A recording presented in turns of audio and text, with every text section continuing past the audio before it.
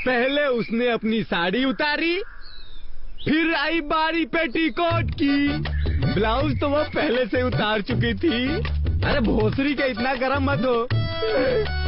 तार पे से कपड़े उतार रही थी वो सूखे हुए, तार पे से कपड़े उतार रही थी सूखे हुए। चुम्मा चुम्मी की बारिश तुझ पे बरसे, हर कोई तेरे नंगे बदन को तरसे।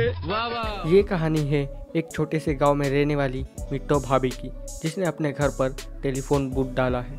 मिट्टो भाभी उस टेलीफोन बूथ से पैसे कमाना चाहती है और उस गांव के सारे जवान लड़कों को अपनी तरफ आकर्षित करना चाहती है। तो मिट्टो भाभी ऐसा करने के लिए क्या करेगी, ये जानने के लिए वीडियो को लास्ट तक जरूर देखते रहिए। नमस्कार दोस्तों, आपका स्वागत है मेरे यूट्यूब चैनल वेब सीरीज़ की दुनिया में। और मैं आज आपके लिए लेकर आया हूँ रैबिट मूवीज़ की वेब सीरीज़ मिट्टो भाभी पार्ट 1। तो कहानी की शुरुआत होती है मिट्टो भाभी से, जो घर पर अपने सुखाए हुए कपड़े निकाल रही है। पर तभी भाभी को पता चलता है कि उसके किसी ने अंदरी वस्त्र को चुरा लिया है। इसी वजह से मिट्टो भाभी उसकी जम के लेने लगती है, पर उसका पति उसको शांत रहने के लिए कहता है। पर भाभी कहाँ मानने वाली है, वो तो अपने पति के सामने ही उस चोर को गंदी गंदी गालियाँ देने लगती है, क्योंकि ये पहली बार नहीं है, ये तीसरी बार है जो चोर ने भाभी के अंदरी वस्त्रों को चुराया है। फिर बाद में इधर गुड्डू भैया जवान लड़कों से 1 रुपया लेकर उनको घर के अंदर जाने की अनुमति दे रहा है। उस घर के अंदर कलवा उन लड़कों को उमस भरी कहानियाँ सुनाकर उनका खड़ा करने में मदद करता है। इसके बदले में वो उन लड़कों से मात्र 1 रुपया लेता है। अब कलवा उनको कहानी सुना के लड़कों को हिलाने के लिए मजबूर करता है, पर गुड्डू भैया आके उनको घर गंदा करने से मना कर देता है। फिर उनकी पाठशाला की क्लास खत्म हो जाती है। फिर गुड्डू भैया भूरे के किताब में कुछ लिख देते हैं और उस किताब को सीधा मिष्टी को दिखाने के लिए कहते हैं। गुड्डू भूरे को 1 रुपया देकर उसे जाने के लिए कहता है। इधर विमला अपने पति की चिट्ठी लेकर मिट्टो भाभी के घर आती है, क्योंकि वो अनपढ़ है और उसका पति मुंबई में रहता है। इसलिए वो चिट्ठी को लेके भाभी के पास आती है और उस चिट्ठी को पढ़ के सुनाने के लिए कहती है। अब मिट्टो भाभी उस चिट्ठी को पढ़ने लगती है। विमला का पति अपने सारे अरमान और रोमांस भरे शब्द लिखकर विमला को शर्माने पर मजबूर कर देता है। तो मिट्टो भाभी उसे फ़ोन पर बात करने के लिए कहती है, पर विमला कहती है कि उस मनोहर के टेलीफोन बूथ पर सारे मर्द और जवान लड़के ही आते हैं, इसलिए मुझे वहाँ पर बातें करने में शर्म आती है। अब ये बात सुनकर मिट्टो भाभी के दिमाग में एक खुराफी आइडिया आता है। अब आइडिया ये कौन सा है, ये जानने के लिए वीडियो को अंत तक जरूर देखते रहिए। अब इधर बुरा किताब लेके मिष्टी के पास आता है। मिष्टी उस चिट्ठी को पढ़ने लगती है, पर गुड्डू भैया पिछले 2 महीने से मिष्टी के पीछे लगे हैं, पर मिष्टी है कि उन चिट्ठियों का जवाब तक नहीं देती। तो इस बार उसकी दोस्त सावरी जवाब देने के लिए कहती है। फिर अगले दिन गुड्डू और काला साइकिल पे घूमने जाते हैं, तो उनको रास्ते में विमला मिल जाती है। दोनों उसके साथ फ्लर्ट करने लगते हैं, पर विमला बिना कुछ कहे वहाँ से चली जाती है। फिर इधर गुड्डू और काला विमला के जाने के बाद उसको पीछे से देखने लगते हैं और उसके साइज के बारे में पता करने लगते हैं। फिर दोनों चाय पीने के लिए दुकान पर जाते हैं, तभी उनको मिष्टी और सावरी आते हुए दिखाई देती है। तो गुड्डू और काला उनको देख के गाने गुनगुनाने लगते हैं। मिष्टी और सावरी दोनों को नज़रअंदाज करके वहाँ से चली जाती है।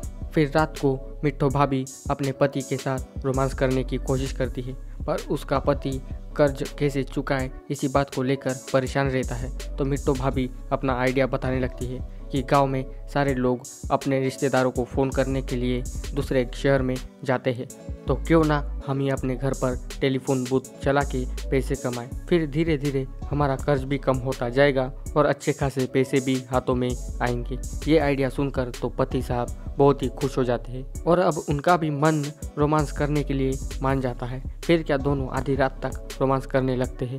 दोनों खुशी खुशी अपने प्यास को बुझा लेते हैं। फिर अगली सुबह मिष्टी और सावरी हाथ में लोटा लेके खेतों की सैर करने के लिए निकलते हैं। तभी गुड्डू और काला वहाँ आ जाता है। फिर गुड्डू गुस्से में दोनों के लोटे का पानी फेंक देता है, तो मिष्टी गुड्डू की जम के लेने लगती है। तो गुड्डू अपना लाया हुआ पानी उनको दे देता है। फिर दोनों वहाँ से चली जाती है। बाद में इधर मिट्टो भाभी का पति उसको एक सरप्राइज देता है। वो उसके आंखें बंद करके ले आता है उसे अंदर, और उसके हाथ हटाने के बाद जब भाभी अपने घर पर टेलीफोन देखती है तो वो खुशी के मारे झूम उठती है। मिट्टू भाभी अब बहुत ही खुश हो जाती है क्योंकि वो जो चाहती थी वो अब उसे मिल गया है। बाद में मिट्टू भाभी अपने घर पर टेलीफोन का रेट का बोर्ड लगा देती है और गांव वालों को हाथ दिखाकर बताने लगती है कि अब हमारे गांव में भी टेलीफोन की सेवा उपलब्ध हो गई है। फिर अगले दिन विमला अपने पति को फ़ोन करने आती है पर उसका पति बात भी नहीं करता और विमला का फ़ोन काट देता है। विमला और मिट्टू भाभी रुक रुक कर उसको फ़ोन करने लगती है पर वो है कि उनका कभी फ़ोन ही नहीं उठाता और अगर उठा भी लेता है तो विमला की आवाज़ सुनकर फ़ोन को काट देता है। अब विमला परेशान हो जाती है कि आखिर इनको हुआ क्या है। मिट्टू भाभी तो एक जादूगर की जैसी है, उसको सब पता है कि फ़ोन पर कैसे बातें करते हैं। अब एक बार फिर से भाभी के दिमाग में एक आइडिया आता है। इधर काला गुड्डू भैया को एक सनसनी खबर सुनाने लगता है कि मिट्टू भाभी के घर सार्वजनिक टेलीफोन बूथ लग गया है। अब जब भी हमारा मन करेगा तो हम वहां जाकर आराम से मिट्टू भाभी को देख सकेंगे और लोगों की चुप चुप कर बातें भी सुन सकेंगे। ये खबर गुड्डू को बहुत ही अच्छी लगती है तो वो काला को एक चाय फ्री में दिला देता है। अब मिट्टू भाभी के फ़ोन पर हर रोज़ किसी ना किसी के फ़ोन आने शुरू होते हैं। इससे भाभी भी बहुत खुश हो जाती है। फिर अगले दिन मिट्टू भाभी विमला को समझाने लगती है कि अपने पति के साथ तुम उमस भरी बातें और हवस भरी बातें करने लगो, फिर देखो तुम्हारा पति कैसे बात नहीं करेगा। अब विमला अपने पति को फ़ोन लगा के हवस भरी बातें करने लगती है तो उसका पति भी बिना फ़ोन काटे मस्त बातें करने लगता है। मिट्टू भाभी की ये तरकीब भी बड़ी काम की निकली। अब हर रोज़ विमला का पति भी मिट्टू भाभी के फ़ोन पर फ़ोन करने लगता है और अब हर रोज़ विमला पति के साथ हवस भरी बातें करने लगती है। फिर एक रात मिष्टी गुड्डू के साथ रोमांस और चुम्मा चाटी करने लगती है। मिष्टी अपने दबे हुए अरमानों को पूरा करना चाहती है पर मिष्टी तो ये सब सपने में कर रही है। असल ज़िंदगी में तो आज तक इसने किसी को छूने तक नहीं दिया। मिष्टी का ये सपना सावरी आकर तोड़ देती है। फिर अगले दिन गुड्डू और काला अपनी पाठशाला में जवान लड़कों को कामुक कहानी या सुनाकर उनके मन को उजागर करने की कोशिश करते हैं। सभी लड़के रोज़ कहानियाँ सुनकर अपना हिलाने लगते हैं तो गुड्डू जब वो ऐसा करने लगते हैं तो वो पाठशाला को बंद कर देता है। फिर पाठशाला बंद करने के बाद दोनों चले आते हैं मिट्टू भाभी के घर। वो दोनों खिड़की के पास छुपकर सभी की बातें सुनने लगते हैं कि कौन कैसी बातें करता है। इधर मिट्टू भाभी के घर लंबी कतार लग जाती है फ़ोन करने के लिए। थोड़ी देर बाद कलवा पहले की तरह मिट्टू भाभी के अंदरी वस्त्र चुराने लगता है। फिर आधी रात को विमला का पति फ़ोन करता है और मिट्टू भाभी के साथ बातें करने लगता है। वो दोनों बहुत देर तक बातें करते रहते हैं। विमला का पति गंदी गंदी शायरियाँ सुनाने लगता है तो भाभी बोर होके वही सो जाती है। फिर अगले दिन गुड्डू और कलवा अपने चिल्लर पार्टी को फ़ोन पे बात करने की शिक्षा देने लगते हैं पर सारे ठहरे बड़े हरामी साले फ़ोन पे बात करने के बहाने से सभी मिट्टू भाभी को देखने जाते हैं। अब चाहे गुड्डू हो या कलवा सभी चिल्लर पार्टी सभी एक एक करके भाभी की उमस भरी जवानी देखने लगते हैं। फिर एक दिन मिष्टी और सावरी भी मिट्टू भाभी के घर आती है तो उनको गुड्डू और काला दिख जाते हैं। दोनों भाभी के साथ फ्लर्ट करने लगते हैं। ये सब मिष्टी और सावरी देख लेती है। अब यहीं पर मिट्टू भाभी पार्ट 1 की कहानी यहीं पर ख़त्म हो जाती है। अब यहाँ से शुरू करते हैं मिट्टू भाभी पार्ट 2 की कहानी। तो पार्ट 2 की कहानी की शुरुआत होती है गुड्डू भैया और कलवा से। गुड्डू कलवा को साइकिल पर बिठा के उसके घर तक छोड़ने जाता है। फिर कलवा कल मिष्टी से मिलना है कहकर घर चला जाता है। फिर आधी रात को कलवा को जाते जाते सावरी दिख जाती है जो आधी रात को कुएं पे आकर पानी भर रही है। कलवा सावरी की रस्सी खींचने में मदद करने लगता है पर कलवा ठहरा एक ठरकी वो मदद करने के बहाने से सावरी पर चांस मारने लगता है पर सावरी उसे धक्का देकर उसकी जम के लेने लगती है। तभी मिष्टी वहाँ पर आकर पूछने लगती है कि क्या हुआ तो सावरी कहती है कि ये कलवा बिल में घुसने की कोशिश कर रहा था। तो मिष्टी कलवे की ये हरकत सारे गांव वालों को बताऊंगी कहती है तो कलवा उसके पैर छूके उससे माफ़ी मांगने लगता है और किसी को भी बताने से मना करता है। तो मिष्टी उसे माफ़ करने के लिए तैयार हो जाती है पर उसकी एक शर्त है। आज से मिष्टी कलवे को जो भी कहेगी वो उसे करना पड़ेगा, नहीं तो उसकी चोर वाली और छेड़छाड़ वाली बातें सारे गाँव वालों को बता देगी। अब ना चाहते हुए भी कलवा को उसकी शर्त के अनुसार चलना पड़ेगा। अब इधर मिट्टो भाभी और उसका पति दोनों आधी रात को पलंग पे खुदाई वाला काम करने लगते हैं। पति साहब तो बड़े प्यार से मिट्टो भाभी की खुदाई करने लगता है, पर बीच में टांग बनकर फ़ोन की घंटी बजने लगती है तो पति साहब बड़े गुस्से में फ़ोन को उठाने जाते हैं। फिर अगले दिन विमला अपनी पति की वजह से बहुत परेशान है क्योंकि उसका पति उसके साथ बात ही नहीं करता। तभी मिष्टी वहां आकर विमला को बताने लगती है कि आपका सिंदूर किसी और की मांग में बसना चाहता है, यानी कि आपका पति दिन रात सिर्फ अब मिट्टू भाभी के साथ बातें करता रहता है। अब इधर विमला का पति फिर से मिट्टू भाभी को फ़ोन करके उनसे बातें करने लगता है और कहता है कि आज से विमला और मेरा रिश्ता ख़त्म, आज से मैं आपके सहारे ही जीऊँगा। मिट्टू भाभी उसे समझाने लगती है पर वो है कि मिट्ठू की एक नहीं सुनता और इधर मिट्ठू का पति भी उसको विमला के पति के साथ बातें करते हुए देख लेता है। अब उसको भी शक होने लगता है कि मिट्ठू ने अपना टाका कहीं और भिड़वा लिया है। फिर अगले दिन गुड्डू जवान लड़कों को गंदी गंदी शायरियाँ सुनाने लगता है। फिर कलवा भी दुकान पर आ जाता है। कलवा कहता है कि मुझे आज मिष्टी के साथ घूमने जाना है, मैंने उसे पटा लिया। ये बात सुनकर गुड्डू बहुत गुस्सा हो जाता है और उससे गुस्से में कलवे को मारने लगता है।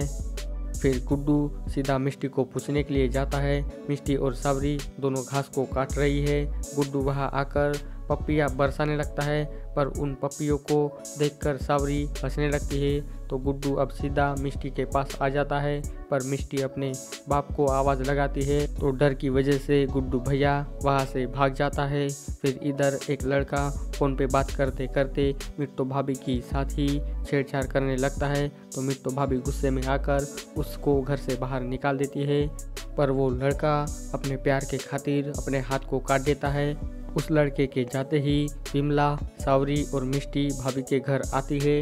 इधर भाभी तो उजागर के साथ फ़ोन पे लगी है। तभी विमला वहाँ पर आकर इनकी सारी बातें सुन लेती है और सामने आके बड़े गुस्से में बातें करने लगती है। विमला अपना सारा गुस्सा निकाल देती है पर मिट्टू भाभी की एक नहीं सुनती और वो वहाँ से चली जाती है। फिर अगले दिन गुड्डू भैया अपने पाठशाला में लड़कों से शर्त लगाता है कि जो भी ज़्यादा देर तक अपना हिलाएगा वो जीत जाएगा। फिर सभी लड़के मिलके अपना अपना खिलौना हिलाने लगते हैं। थोड़ी देर बाद कलवा आकर मिष्टी को सैर पर ले जाना है कहकर साइकिल मांगता है तो गुड्डू उसे पीटने लगता है।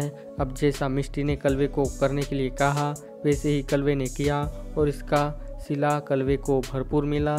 गुड्डू ने तो कलवे को मलहम लगाने तक पीटा और अब सावरी उसको मलहम लगा के देगी और मिष्टी अब क्या करेगी ये देखने वाली बात है। अब मिष्टी गुड्डू को सबक सिखाने के लिए प्लान बनाने लगती है और इधर सावरी मलहम लगाते लगाते दोनों रोमांस के भंवर में घुल मिल जाते हैं। फिर अगली सुबह गुड्डू अपने दोस्त के साथ गिल्ली डंडा खेलने लगता है। तभी उसको मिष्टी और कलवा ये दोनों आते हुए दिख जाते हैं।